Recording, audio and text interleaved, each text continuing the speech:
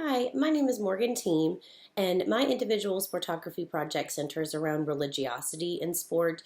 I grew up in South Carolina and played soccer my whole life and never really had a religious affiliation with any church or any denomination. So I used religiosity in sport as a way to help me become a stronger member of the team and help bond our team better, even though it wasn't something necessarily that I had grown up doing in the Bible Belt of South Carolina. Throughout my sporting experience, I've learned that sport is an art form, and I've been fortunate to be involved in all different roles within the sporting organization. As a young kid, growing up, seeing these players, these were my celebrities, these were my idols.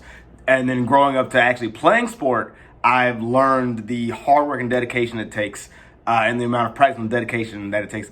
And now, as a artist working within the sporting world, I can tell that my craft translates well into what actually goes on the court and the field. Playing sports for me at a young age was really inspired by location. I'm sure that I would have played sports in my life, but that early motivation was due to where I lived, and that was in a really small town that had typical Mayberry vibes, kind of where everyone knows everyone.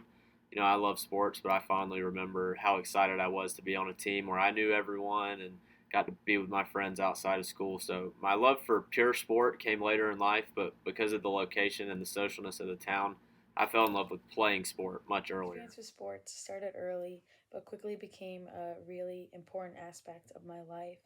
And it was really in the collegiate level that I started to see the unequal treatment of male and female sports, male and female teams. Um, but I am super grateful for that eye opening opportunity so that I can become more educated and put more actions forward to help female athletes now and for those. With my individual experience, I am taking into perspective race and socioeconomic status. As growing up, I saw what races were playing different sports, and it has to go side by side with how privileged they were with their socioeconomic status. The group analysis of our individual sportographies, everyone's story is different. Sports impacted each and every one of us differently. Yes, there's similarities, but there are so many differences. It's taught us the intangible skills such as hard work, dedication, character, trust, teamwork, family, purpose, passion. So much has gone into sport as we know it. The most surprising aspect of the exercise was not that everyone gets into sport differently, but how it fulfills the human need of feeling included and having a purpose and a passion. Whether that's actually playing the sport, or it may be on the sidelines filling out the charts, it might be coaching, it may be fulfillment through being a spectator and a fan for a certain team of a sport. It could be photography or the officials.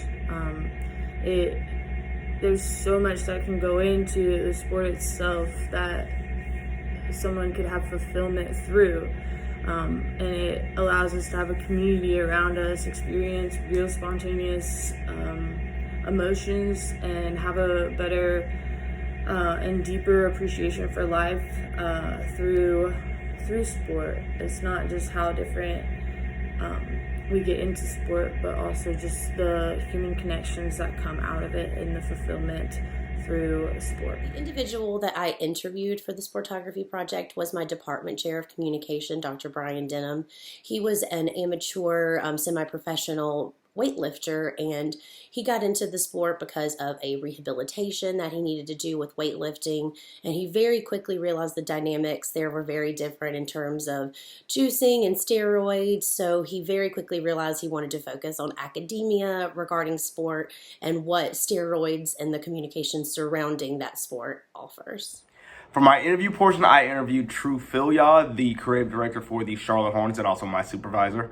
Talking about the parallels between art and sport, he made a lot of mention of how sports can be moving and means a lot to people, and how the differences between a layup or a block equate to people's favorite songs or favorite art pieces. So that's something that I really got to harp on, really got to learn with my interview I with interviewed him. a good friend and coworker for the baseball team named Tommy Simbinos. I chose Tommy because he grew up in a much larger town up north in New Jersey, and his viewpoint was much different from mine.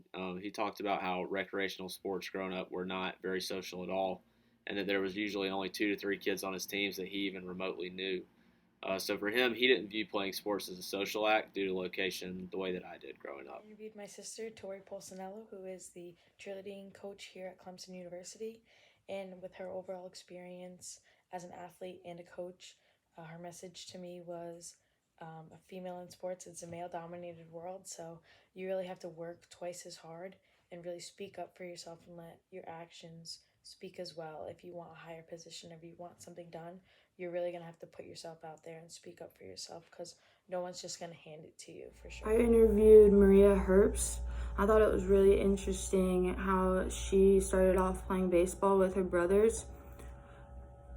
She played at the boys club, and then when she was about 10 years old, it changed from the boys club to the boys and girls club, and I thought that was really interesting as Title IX was enacted and women were given the opportunity to play sport.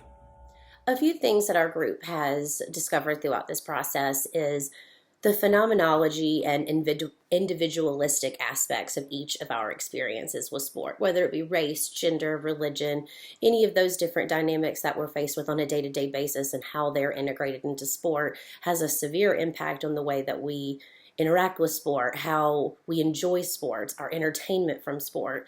So we have very quickly realized that everyone is going to have a completely different opinion, different experience, and their overall love and joy for sport can be founded on many different reasons. In terms of what surprised us, it is not the fact that sports connects people and reaches them in a certain fashion. It's the different ways in which it is and how sports means something different to everybody. And I think that's a really great thing, that sports is a grand unifier, but not everybody processes and receives sports the same way. And I think that's really intriguing, really productive for our society. Information was really important for us to learn, I think, about each other, to learn about other people's experiences and upbringings with sports, to really understand other people's outlooks on sports and their positive and negative experiences to make us more well rounded individuals and more well rounded professionals in the world of sports today. I think it's really important to understand where everyone's coming from and to be able to be unbiased in situations. Information we learned doing this assignment on sportology allows us to analyze and discuss our opinions and issues that we have seen firsthand, as well as interviewing others and seeing the issues they've seen firsthand and putting it together in a paper format in order to analyze and dive deeper into the issues.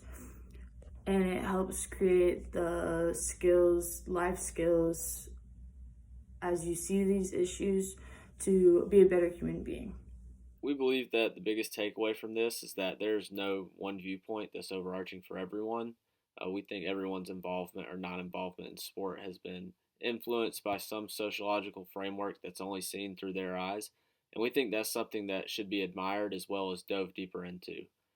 Being able to comprehend how other people's experiences in sports are influenced by things such as religion and location and gender is something that allows for better understanding of each other as well as societal growth.